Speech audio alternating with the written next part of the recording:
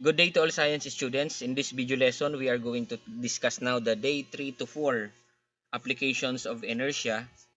This is under Science 9, Term 1, Week 1, the Newton's law of motion, which is the law of inertia. Okay, objectives. Explain the concept of inertia using Newton's first law of motion.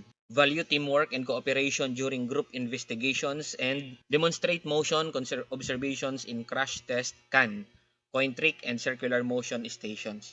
For activity, crash test prediction. Okay, materials, toy car, small platform or roller, small empty can, plastic cup or eraser, book or cardboard as wall barrier. Okay, instructions, place a small object, either can, cup, or eraser on top of the toy car or platform. Slowly push it forward on a smooth table. So before stopping the car, ask students what will happen if the moving setup suddenly hits a wall. So students should predict the result. Ano kaya mga pwedeng mangyari kapag bumangga sa wall yung car ng biglaan tapos may nakapatong sa ibabaw niya. Kagaya ng can, cup, or eraser. Gently stop the setup using the book or cardboard barrier and observe. So doon sa first activity ito, kumbaga estudyante ang mag-predict at magkakandak ng activity in order for them to have an idea about the law of inertia. Okay, another scenario, passenger without seatbelt during sudden stop. Imagine that a passenger is riding inside a moving car. The car is traveling at a constant speed on a straight road. Suddenly, the driver steps hard on the brake to avoid hitting an obstacle. If the passenger is not wearing a seatbelt, the passenger's body tends to continue moving forward even though the car has already stopped. This situation explains an important physics principle related to motion and safety. Okay, for guide questions about the scenario, why does the passenger's body move forward? So because of inertia, inertia is the tendency of an object to resist changes in its state of motion. Or nasa laman din po ito ng law of inertia that bodies at rest remain at rest and bodies in motion continuously move unless acted upon by a net force. So what force stops the body from moving forward? Okay, the seatbelt or dashboard force. When the passenger wears a seatbelt, the seatbelt applies a stopping force that slows down the passenger's forward motion safely. So napakahalaga po ng may seatbelt kasi kapag walang seatbelt, once na sudden stop ang sasakyan, titilapon po yung nakasakay sa loob. Saan ang tilapon niya? Papunta sa unahan. So what principle explains these situations? Yan, the Newton's first law of motion. Ito na nga yung the law of inertia states that bodies at rest remain at rest and bodies in motion continuously move unless at a straight direction unless acted upon by a net force. Okay, for discussion, okay, what is inertia? Okay, inertia is the tendency of an object to resist changes in motion. So, more mass, more inertia. Less mass, less inertia. O, tandaan natin yan ha. So, another example, a truck is harder to stop than a bicycle. Okay, ito na yung concept nito na more mass, more inertia, less mass, less inertia. So, mas mabigat kasi yung truck. It has a high resistance compared dun sa bicycle na mas magaan, low resistance. So, imagine nyo na lang, haharangin nyo yan para tumigil. Alin din ang mas madaling patigilin, di ba? Yung bicycle. Ayan, bus sudden stop. Ayan, tingnan nyo yung nasa picture. Una nasa pangatlong upuan siya. Once na biglang tumigil yan, papunta siya dun sa may katapat na ng unang upuan. Kung a bus is moving forward, the driver suddenly steps on the brake. Ganun ang mangyayari. And na-experience po natin yan sa mga kapag nakasakay kayo sa jeep. Once na nagpreno bigla ang driver, ang tendency papunta ka sa unahan. Minsan technique yun ng driver sa jeep para pagsiksikin yung mga pasahero para magkaroon pa ng another space. Okay, what happens? Passengers lean or fall forward. So, why? Their bodies continue moving forward due to inertia. The braking force acts on the bus first, not immediately on the passengers. Another one, this is why we hold handrails or wear seat belts. So kapag subukan yung sumakay dyan sa nakatayo ka, halimbawa sa bus, nakatayo ka, tapos biglang nagpreno. Kapag hindi ka humawak dyan, tendency mo is moving forward. Book on car dashboard scenario. A book is placed on a car's dashboard.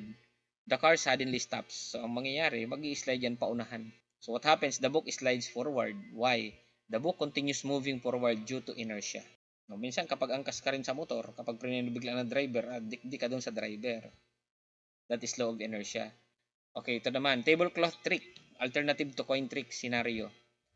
Yung iba baga po, biglang hindi lang yan. Paano mo hihilahin yung tela na hindi madadala yung mga laman, yung plato, yung baso. O plates are placed on the smooth tablecloth. The cloth is pulled quickly. Biglaan. Kapag biglaan hinila po yan, retain. What happens? The plates stay almost in place. Why? The plates resist horizontal motion due to inertia. So bodies at rest, remain at rest naman ito. Yung kanina, yung pasahero, umaandar, biglang nagpreno, bodies in motion continuously move. Ito naman, bodies at rest, remains at rest. So another one, circular motion, swinging a ball on a string scenario. A ball tied on a string is swung in a circle. If the string breaks, so magtitilapon yan. So ginawa namin ito nung college times namin, yung sa parang hanger na metal, ipinatong namin yung 25 centavo coin. Kapag nirotate mo at biglang kumawala yon, tatapon ng malayo yung ano. And may time po noon yung isang teacher tinamaan sa noo, nagkabukol gawa nung circular motion ng coin. So what happens? The ball flies off in a straight line. Why? Without the inward force or the tension, the ball follows straight line motion. Papasok na rin ito doon sa centripetal and centrifugal force. Water in a bucket scenario. A bucket filled with water is swung in a vertical circle. Yung kapares itong centripetal force. So what keeps the water inside? The inward force keeps the water moving in a circle. If the force stops, the water moves outward in a straight path.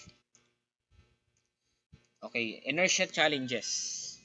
Standing in a moving jeepney or bus. You are standing in a moving vehicle, the vehicle suddenly turns left. Anong mangyayari sa'yo? Lumiko bigla sa left, papunta saan ang direction mo? Papunta sa right. Magsasandal ka dun sa wall ng jeepney. Ayan. What happens? Your body leans to the right. Why? Your body continues in its original direction due to inertia. Pulling a paper from under a heavy object. Place a heavy book on a sheet of paper. Pull the paper quickly. Ayan. Siyempre, maiiwan yung libro. Minsan po ginagawa yan sa mga science exhibit. Doon sa baso, sa lata, magpapalagay ng coin, may karton. Kapag hinila biglaan, mahuhulog na yung coin doon sa can, hindi na makukuha doon sa butas. So what happens? The book stays almost in place. Why? The book resists motion due to inertia. Yun na nga, yung body at rest, remain at rest unless acted upon by a net force. Yung isa naman, bodies in motion, continuously move unless acted upon by a net force in a straight direction. So another one, hammering a loose hammerhead scenario. A hammerhead is loose on its handle. You hit the bottom of the handle in the ground. So ang nangyari, halimbawa, ayun, yung pinakailalim ng handle niya, pag pinukpok mo sa ground, babaon yung yung hammerhead. So what happens? The hammerhead tightens. Why? The hammerhead resists motion while the handle moves upward. Another one, dusting a carpet scenario. Yun. Pag nagpagpag ka ng ng trapo or ng carpet, biglang naiiwan sa ere yung mga alikabok. So you hit or shake a dusty carpet. So dust flies off. Why? The carpet moves suddenly but dust particles resist motion. Okay, for concept, pag sinabing force, ang meaning niya is push or pull. Example, kicking a ball. Net force, total forces, pwedeng balance or unbalance. Pag sinabi naman nating balance forces, the net force is zero. Meaning equal yung magnitude ng opposing forces in an opposite direction. Kagaya nung sa libro sa table, yung tinatawag na normal force at saka yung gravitational force. Pag sinabi namang unbalanced forces, not equal to zero. O pushing a box, pag gumalaw yun, meaning yung applied force is greater than the friction. Okay, inertia, resistance to motion change. For example, passenger in car. Friction, it opposes motion. Brakes, slowing a car. Inertia investigation stations. Group size, 4 to 5 students per group. Task, each group will rotate through 3 inertia stations. They must, number 1, perform the experiment. Kung may station dun, sa tatlong station, they are going to perform the experiment. Kung ano yung materials na nandyan, gagawin nila yun. May nakapaskil naman na instruction. So observe what happens. Explain the result using Newton's first law. Prepare a short 2-minute presentation. So ito yung station 1, crash test can. Material, small toy cart or skateboard, empty can, book or block as barrier. Anong gagawin dyan? Place can on a moving cart. Yung cart, ipapatong nyo yung lata doon sa cart. Yan, ipupush yung cart forward and stop it suddenly using a block. So, haharangin bigla. Anong mangyayari doon sa nakapatong sa kanya na empty can. Observe what happens to the can. Okay, station number 2, coin trick. Anong materials? Coin, index card, glass cup. O yung sinasabi ko kanina, ipapatong mo lang yung card doon sa cup and then lagay mo yung coin sa ibabaw o quickly flick the card. Anong mangyayari doon sa coin? Okay, station number 3, circular motion. O string, rubber, stopper, or small object. Procedure, swing object in a circle, release at one point. Okay, group output, each group must demonstrate one experiment, at least one. Pero mas maganda kung lahat nila ma-experience yung tatlong stations. Explain the concept of inertia. Connect it to the real life example, seatbelts, vehicles, sports. Yung sa motor na lang, sample na sample yan. Pag biglang pinaandar ang motor, nasa angkas ka, iwang ka dyan. Pag biniglang preno naman, dik-dik ka dun sa driver.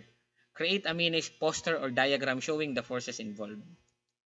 Okay, for rubric, for the presentation of each group, and basic explanation, needed assistance, limited example, and equal participation or some confusion.